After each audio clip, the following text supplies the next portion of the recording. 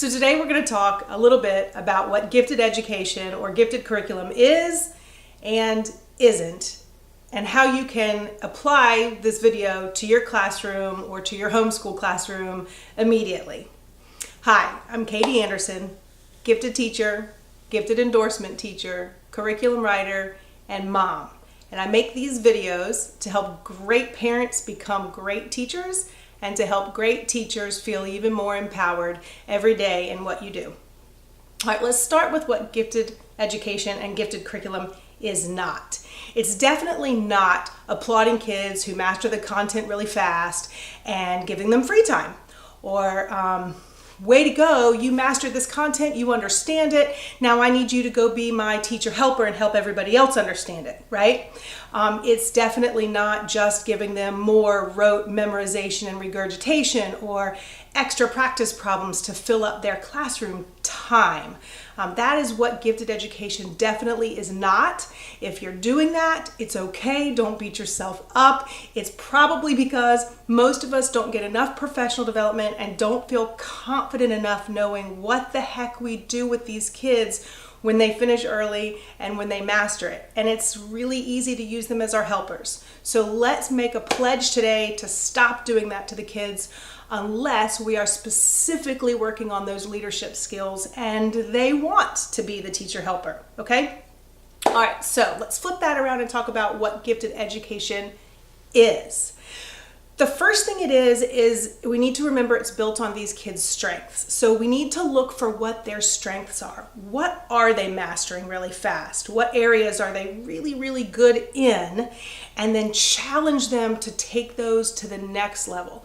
Challenge these kids who get it to hit a wall, right? So from a very early age, we need to push them and challenge them to get to a point where they don't get it super fast and they have to hit that wall of healthy frustration and healthy struggle and teach them the tenacity and the stick-with-itness that's necessary to push past that boundary. So that's first and foremost in gifted education.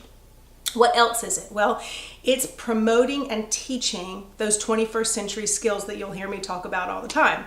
We're talking about problem solving, critical and creative thinking, and collaboration.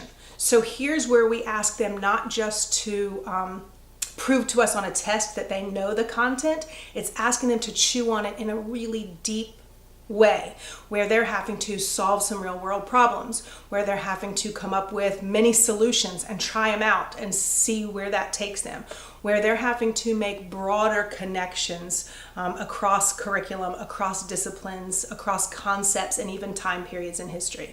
So we're asking those 21st century skills of these kids instead of just, can you memorize some names and dates and some algorithms for math? What else is gifted education, gifted curriculum? Well, here's one that's going to be a little bit controversial. But in gifted education, it's necessary. And that is giving these kids opportunities to work with their intellectual peers. This doesn't mean to isolate them from the gen ed public and the gen ed population in the school all the time. It doesn't mean to only group them with their intellectual peers, but it means we need to for their cognitive development, but also for their social and emotional needs. They need many opportunities to work with people that are like-minded. Think about yourselves. If you were going to pick a group of people either at work or friends that you surround yourself with, you typically choose people who get your little quirks, who understand you, who think a lot like you, who want to have the same conversations that you do, who challenge you to think more critically and creatively, right? Well, so do these kids. So we can't always be grouping them with students who are on a lower level and ask them to pull them up. That's not the right thing to do for our gifted students, our gifted learners. So give them plenty of opportunities to interact with their intellectual peers. Well, how do I apply this into my classroom right now? Where do I get started if I'm a brand new gifted teacher, or if I realize, oh, I'm kicking myself, I haven't been providing their needs? Here are some places to start that's easy. The first place is to get yourself a flexible mindset, a growth mindset. Tell yourself starting today, you're not going to feel so rigid in the classroom or rigid in your homeschool environment, like you have to do this page on this day and things have to be like this because this is the way I know it can work, right, in a line. So getting a flexible mindset is the very first place to start. And then ask your kids, ask your students, how am I providing for your needs? What do you feel about this education? Where are you feeling like it's boring and lackluster? And what are some of your ideas that we can make some changes, because I have to teach you this and this is where I'm supposed to get you. What ideas do you have? These kids can oftentimes help guide us and steer us in the right direction. What else can you do? Well, one thing I'm going to attach in the description below, a free PDF file of National Gifted Standards. It's a lot of pages, but it is a great place to start, is just familiarizing yourself with these broad gifted standards that we should be teaching them. And you might be surprised at how many of them you're already doing in your room. So make sure you click on that link and you're welcome to have that file.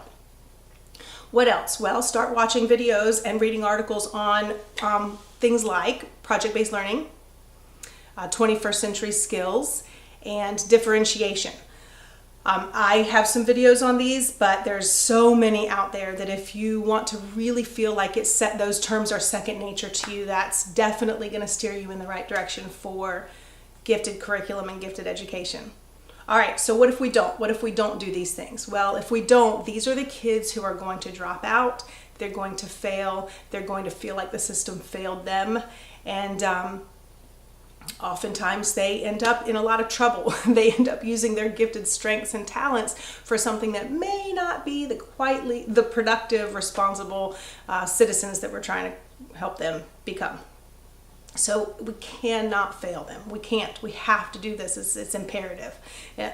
So I hope that this helps you just get started with understanding what gifted education and gifted curriculum should look like. I'd love it if you check out my blogs, my videos. I'll put links to them in the description below. If this is helpful at all, I would love it if you would like and subscribe to this channel. And check out my curriculum. I'll have the website below and all the rest of it. I've been teaching gifted curriculum for over a decade. So I'd love it if you'd give me some feedback on my work, and happy teaching. Bye.